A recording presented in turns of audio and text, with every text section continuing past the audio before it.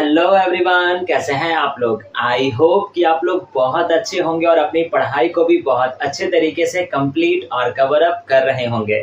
जैसा कि आप लोगों को पता है कि अभी हम लोग हमारे क्लास 12th के बिजनेस स्टडीज सब्जेक्ट को पढ़ रहे हैं और बिजनेस स्टडीज सब्जेक्ट के आज के इस क्लास में हम लोग हमारे बिजनेस स्टडीज के एक और नए चैप्टर को स्टार्ट करेंगे और पढ़ेंगे।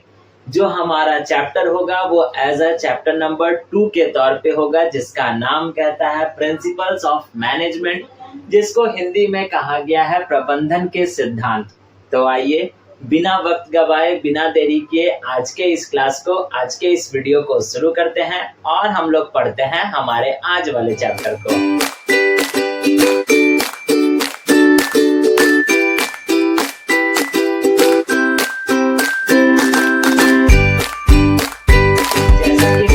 आपको बताया कि आज के इस क्लास में हम लोग हमारे बिजनेस स्टडीज सब्जेक्ट के एक और नए चैप्टर को स्टार्ट करेंगे और पढ़ेंगे। जो हमारा चैप्टर होगा वो एज अ चैप्टर नंबर 2 होगा, जिसका नाम हमारा कहता है प्रिंसिपल्स ऑफ मैनेजमेंट, जिसको हिंदी में कहा गया है प्रबंधन के सिद्धांत। तो आइए पढ़ते हैं और समझते हैं कि आखिरकार ये चैप्टर है क्या और इस चैप्टर में हम लोगों को किन किन चीजों के बारे में पढ़ना है। लेकिन चैप्टर को पढ़ने से पहले थोड़ा सा हम लोग अपने प्रीवियस वाले चैप्टर की ओर बढ़ते हैं, जो हमारा है चैप्टर नंबर 1। अब जब चैप्टर नंबर 1 पे हम लोग पहुंच गए तो चैप्टर नंबर 1 में हम लोगों को किस चीजों के बारे में पढ़ना था आप भली भांति जानते हो, क्योंकि आप लोगों ने चैप्टर नंबर 1 को बहुत अच्छे तरीके से कंप्लीट किया होगा, कवर अप किया होगा।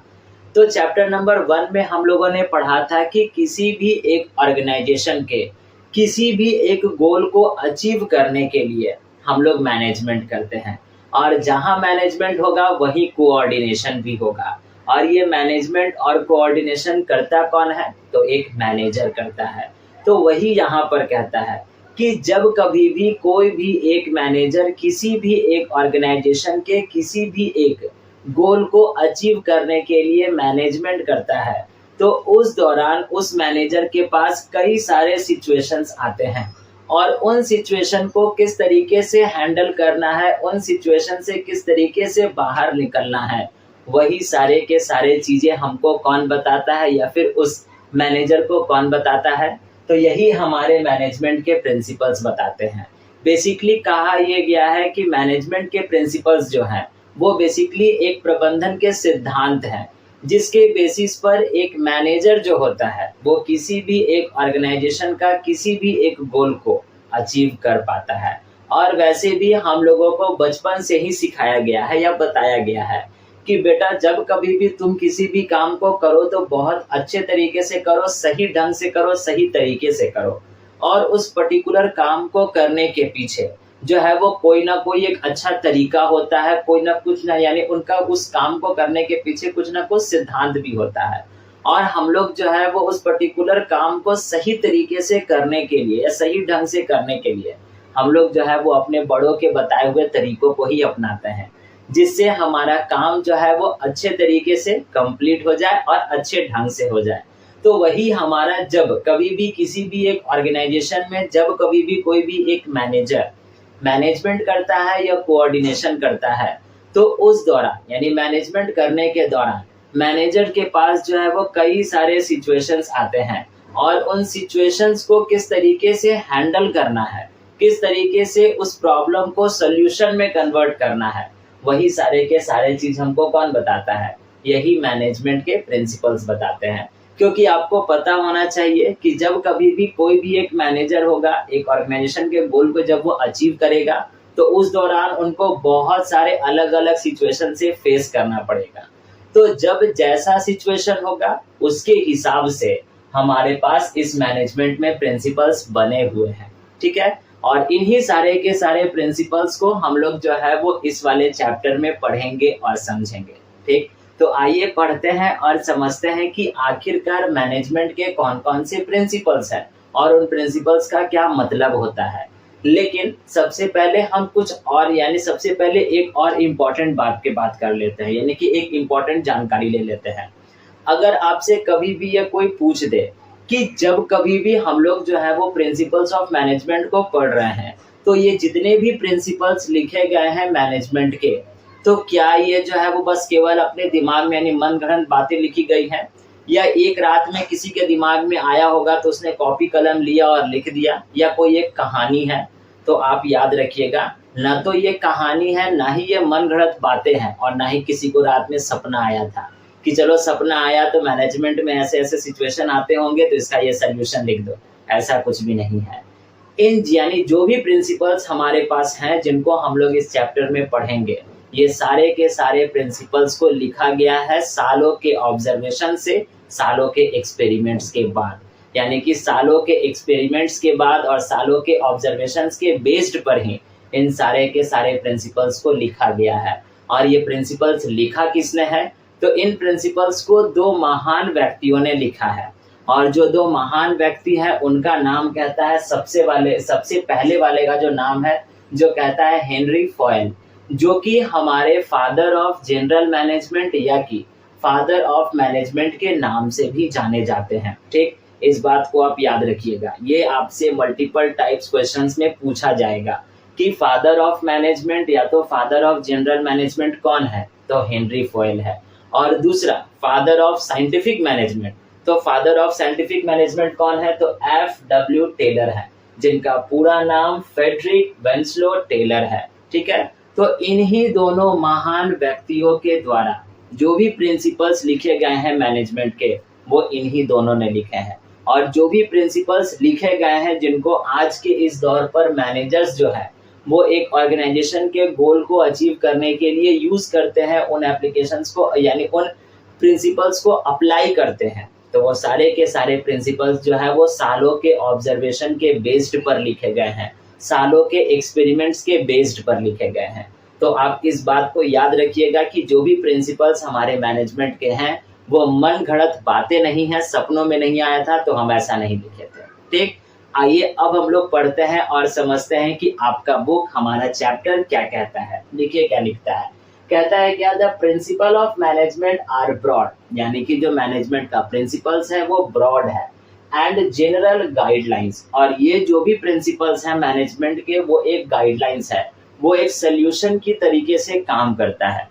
जब कभी भी मैनेजर को किसी भी सिचुएशन में प्रॉब्लम आता है तो ये प्रिंसिपल्स बताते हैं कि जब इस प्रॉब्लम पे यानी इस सिचुएशन पे अगर आपको किसी तरीके का प्रॉब्लम आ रहा है तो उससे निकलने का ये तरीका है, ये सिद्धांत है। ठीक है, बेसिकली ये प्रिंसिपल्स जो है वो एज अ गाइडलाइन के तौर पर काम करते हैं for decision making and behaviour in an organisation. तो जो भी मैंने अभी आपको बातें बताई वही सारी बातें यहाँ पर आपका बोर्ड भी लिखा हुआ है, यानी आपके बोर्ड पर भी लिखा हुआ है।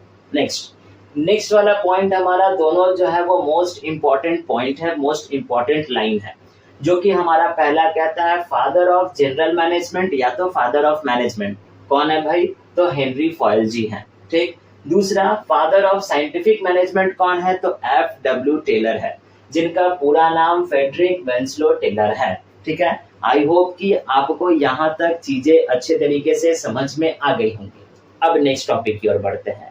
नेक्स्ट वाला टॉपिक जो है जो हमारा कहता है कि आखिरकार इस प्रिंसिपल्स ऑफ मैनेजमेंट के कौन कौन से कैरेक्टरिस्टिक्स हैं, कौन कौन से फीचर्स हैं, कौन कौन से नेचर्स हैं। अगर आपसे आपके एग्जाम्स में पूछ दिया जाए कि आप जो है वो प्रिंसिपल ऑफ मैनेजमेंट के कैरेक्टरिस्टिक्स को लिखो या नेचर्स को लिखो या फिर फीचर्स को लिखो, तो तीनों का मतलब एक ही है। और वो कितने पॉइंट है? तो 4 अलग अलग पॉइंट्स हैं। आइए एक एक करके हम लोग इन चारों के चारों पॉइंट्स को पढ़ते हैं और समझते हैं। पहला वाला पॉइंट हमारा कहता है यूनिवर्सल एप्लीकेबिलिटी, यानी इस प्रिंसिपल्स ऑफ मैनेजमेंट को यूनिवर्सली एक्सेप्ट किया गया है और हर एक ऑर्गेनाइजेशन में इन प्रिंसिपल्स ऑफ मैनेजमेंट को यूज किया जा सकता है और हर एक तरीके के ऑर्गेनाइजेशन में इनको यूज किया जा सकता है, चाहे वो ऑर्गेनाइजेशन एक बिजनेस की ही क्यों ना हो या फिर एक सोशल यानी कोई एक सामाजिक संस्था ही क्यों ना हो या फिर कोई पॉलिटिकल यानी राजनीतिक संस्था ही क्यों ना हो। हर एक तरीके के ऑर्गेनाइजेशन में इन प्रिंसिपल्स ऑफ मैनेजमेंट को यूज किया जा सकता है। ठीक, दूसरा वाला कहता है फ्लेक्सिबल। अब जो भी प्रिंसिपल्स ऑफ मैनेजमेंट है ये फ्लेक्सिबल है, यानी ये रिजिड नहीं है। रिजिड का मतलब हो गया कठोर। जैसे हम लोगों ने बचपन में साइंस में पढ़ा था कि वाटर का फॉर्मूला H2O होता है। तो जब हमने बचपन में पढ़ा था वाटर का फॉर्मूला H2O होता है, तो बचपन में भी वही पढ़ने को मिलेगा जो हमारा कहता है वाटर का फॉर्मूला H2O ही होगा। इसमें हम उतार चढ़ाव नहीं कर सकते हैं, क्योंकि साइंस हम लोगों को बस यही बात बताता है कि जो मैंने तुम्हें बात बता दी उसी बात पर अमल रहो। वो पत्थर की लकीर हो गई, एकदम माई कसम खा लिए कि यही होगा तो यही होगा, चाहे कुछ भी हो जाए चेंज नहीं होगा।